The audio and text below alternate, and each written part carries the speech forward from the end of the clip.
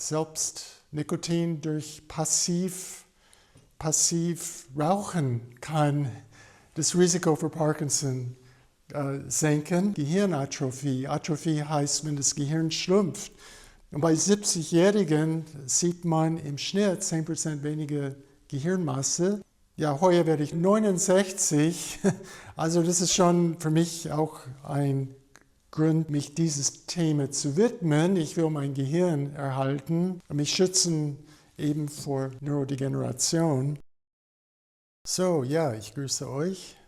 Neues Thema. Wie kann ich Neurodegeneration, Parkinson, ALS, Demenz, Alzheimer verhindern? Das ist ein Thema, was viele Menschen bewegt heute in Deutschland. Die Top 10 Ängste der Deutschen an Stelle Nummer 4 ist Angst vor Demenz. Und ja, was kann ich tun?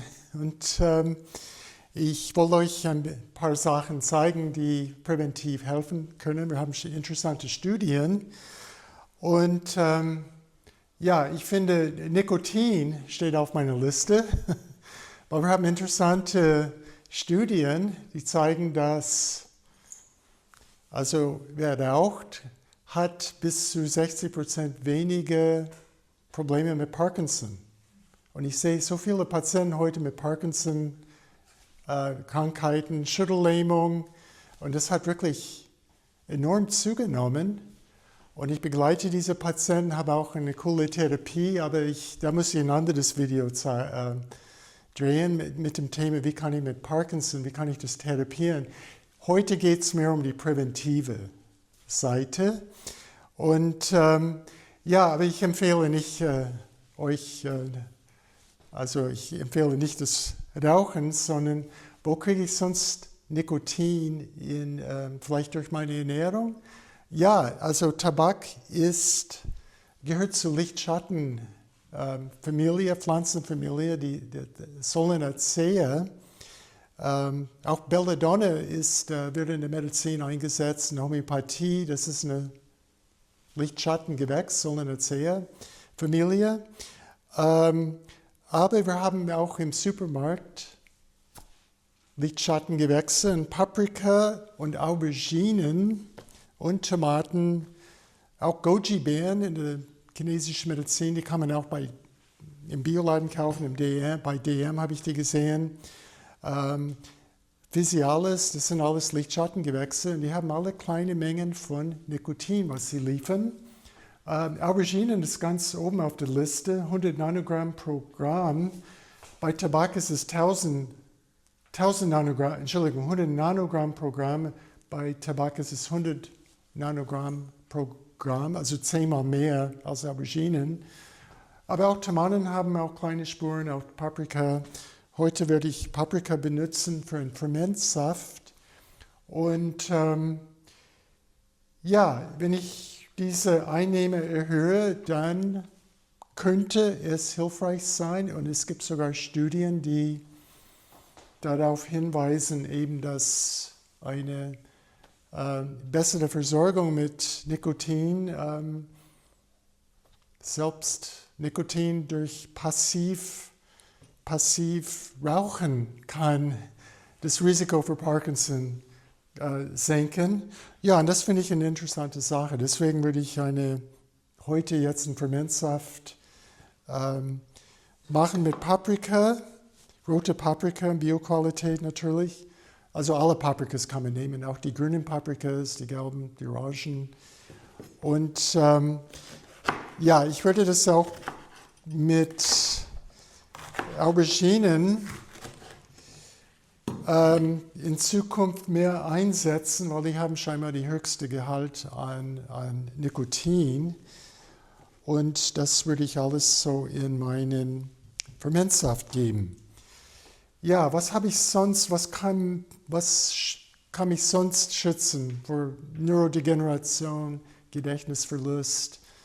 Was schützt uns vor Gehirnatrophie? Atrophie heißt, wenn das Gehirn schrumpft.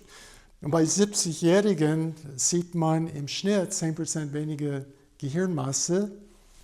Und ja, heuer werde ich 69. Also das ist schon für mich auch ein Grund, auch mich dieses Thema zu widmen. Ich will mein Gehirn erhalten und mich schützen eben vor Neurodegeneration. Das sind die Pilze. Und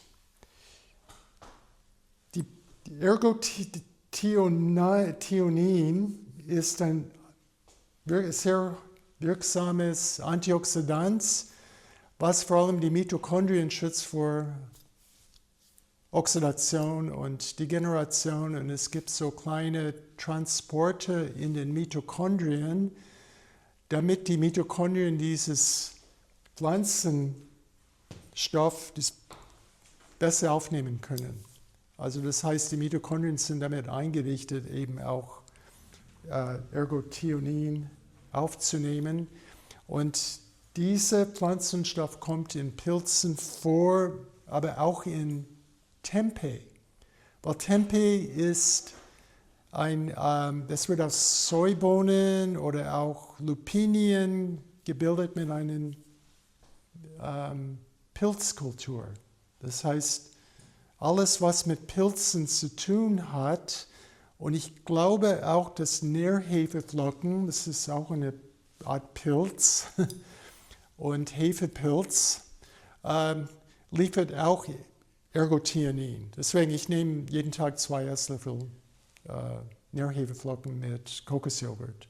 Also das sind alles gute Quellen und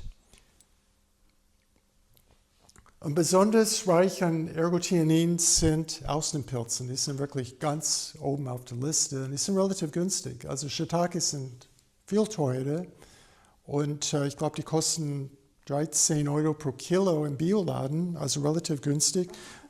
Außenpilze aber in alle Pilze, auch in Champignons, in Pfifferlinge, in Steinpilze, in Kräuterseitlinge, also alle Pilze enthalten eben Ergothionin. Und ja, das ist eine coole Sache und auch in der chinesischen Medizin in Japan, also die behandeln auch Krebspatienten mit Pilzen jeden Tag.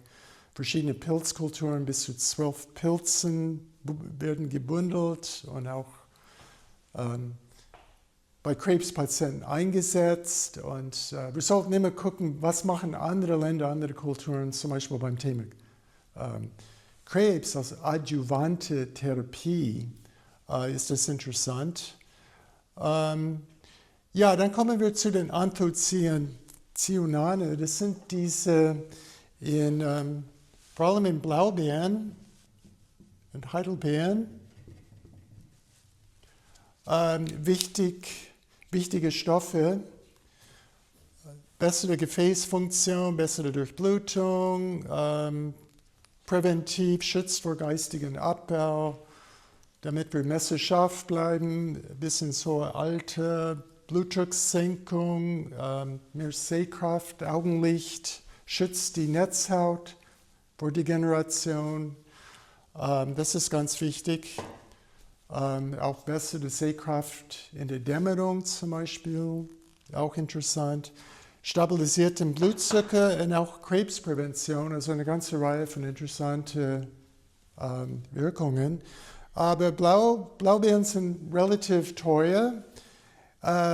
Gibt es etwas, was günstiger, billiger ist und vielleicht mehr liefert? Ja, das ist Blaukraut. Hat 4-mal mehr Anthocyane als Blaubeeren. Also noch bessere Spende und Kilopreis, Bio, ich habe, glaube ich, 3 € pro Kilo bezahlt. Und ich glaube, die Blaubeeren in Bio-Qualität, die kosten um das 10-fache. Und ja, und das ist relativ günstig. Also ich werde diese ganzen Sachen zusammenbringen. Ein bisschen Nikotin aus Solanacea und dann eben die Anthocyanine und Ergothionine. Und ich lasse das fermentieren 6 Tage und dann habe ich meinen Fermentsaft. Ich gebe meine Sprossen dazu, die haben natürlich auch antioxidative Wirkung, Biophotonenspender, Enzyme. Und mit den Sprossen muss ich nicht unbedingt jetzt Salz nehmen. Ohne Sprossen müsste ich ein Esslöffel Salz, Steinsalz nehmen, damit das Ganze fermentiert. Aber die Sprossen spenden Milchsäuren, bringen das Ganze zum Fermentieren. Deswegen kann ich auf Salz verzichten. Warum ist es interessant? Ich bin nicht gegen Salz, aber manche haben hohen Blutdruck und das kann ein Problem sein bei manchen Patienten. Ja, ich fange an immer mit den Sprossen unten. Mache meine Schicht hier unten. Ist auch gute Eiweißspender. Also Eiweiß, was aktiviert ist, das Eiweiß durch den Sprießvorgang wird zerlegt in Aminosäuren und damit kann man wirklich Muskeln aufbauen. Ich habe mit Sprossen, konsequent Sprossen essen, 3 Kilo Muskel zugenommen, Muskelmasse. Und also ich kann das wirklich weitergeben. Also die Sprossen, gerade Linsensprossen als Eiweißquelle, das schlägt Eiweißpulver um Längen. Also seit ich die Sprossen nehme, ich verwende kein Eiweißpulver, weil ich habe es versucht mit Eiweißpulver und das hat mich irgendwie enttäuscht, bin nicht weitergekommen und ich bin dann, war also sehr gut für mich. Ja, ich gebe dann Ingwer dazu.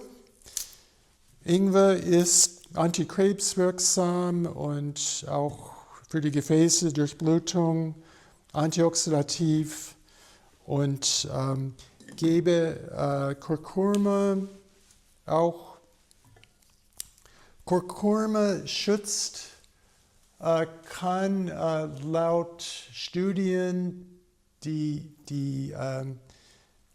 wir wollen verhindern, dass die DNA, die Genen, dass da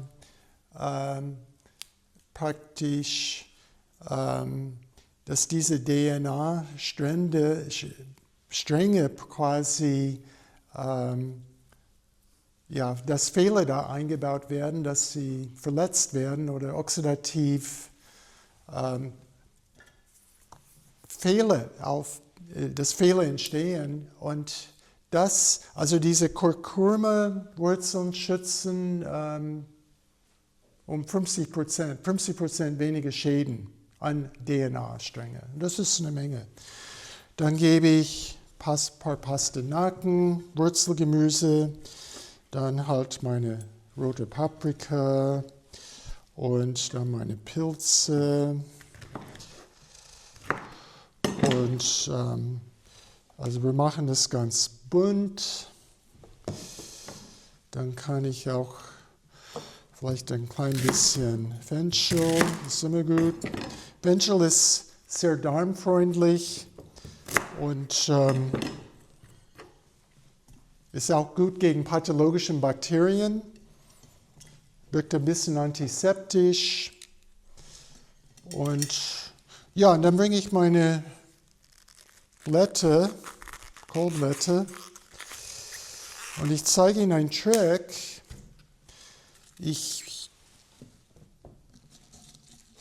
Oben quetsche ich diese Kohlblätter, damit kann ich das alles so runterdrücken, weil ich möchte nicht, dass alles nach oben fliegt, damit es nicht irgendwie schimmelt. Das heißt, alles unter der Wasserlinie bleibt, das werden Sie gleich sehen.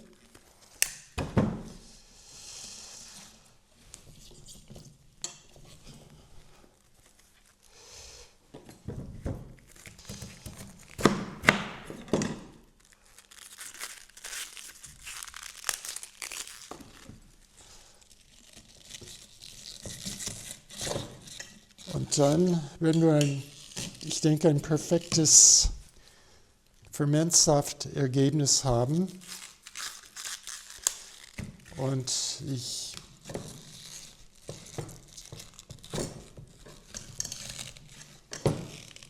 also wenn ich möchte, könnte ich auch ein Gewicht oben rein tun, muss man nicht. Man könnte einen Stein Ja, also das ist ein bisschen zu groß für dieses Glas, aber damit Sie sehen, dass man kann es auch erschweren von oben. Ja, und dann gebe ich Wasser dazu und das war's. Also Sie sehen, wie schnell das geht. Dann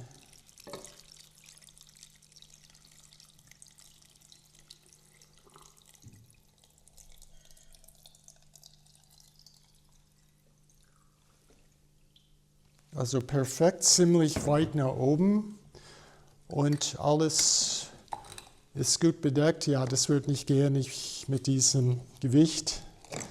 Aber ich glaube, ich brauche kein Gewicht. Das ist alles. Es gibt auch kleinere Gewichte, so runde Gewichte. Also die habe ich in der Küche, das würde ich dann einsetzen. Oder man kann auch einen Stein nehmen. Aber Sie sehen, das ist alles unter der Wasserlinie. Ja, ich würde das ein bisschen weiter auffüllen mit Wasser und dann 6 Tage, 7 Tage stehen lassen. Dann habe ich meinen Fermentsaft. Und das Gemüse lasse ich alles entsaften mit einem langsamen Entsafter. Also es geht nichts verloren. Und ich habe also Eiweißteile, ich habe mein Nikotin als Nikotinanhänger, ich habe mein Lichtschattengewächse, ich habe meine Pilze, ich habe mein Ingwer und Kurkuma, was mein DNA auch vor Schäden schützt. Diese Schäden sind ein Thema, weil wir haben alle Toxine, wir haben Glyphosat, wir haben Pestizide, wir haben diese für immer Chemikalien wie Dioxine und DDT und PFAS, die bleiben sehr lange in der Erde und die können uns belasten, auch wenn wir Fisch essen oder Eier oder Milchprodukte oder selbst Bioprodukte. Dann haben wir Mikroplastik und wir haben auch Schwermetalle. Wir haben Arsen in Reis, auch in Bio-Reis, wir haben auch in Schoko, in Kakao. Wir haben zum Beispiel Cadmium, wir haben Quecksilber in Fische zum Beispiel. Und eben diese ganzen toxischen Belastungen können unsere DNA schädigen. Und das kann Mutationen auslösen und auch Krebs auslösen. Und das ist meine Fermentationssaft, um mein Nervensystem, mein Gehirn einfach zu schützen vor Degeneration. Und vielen Dank für die Aufmerksamkeit und bis bald.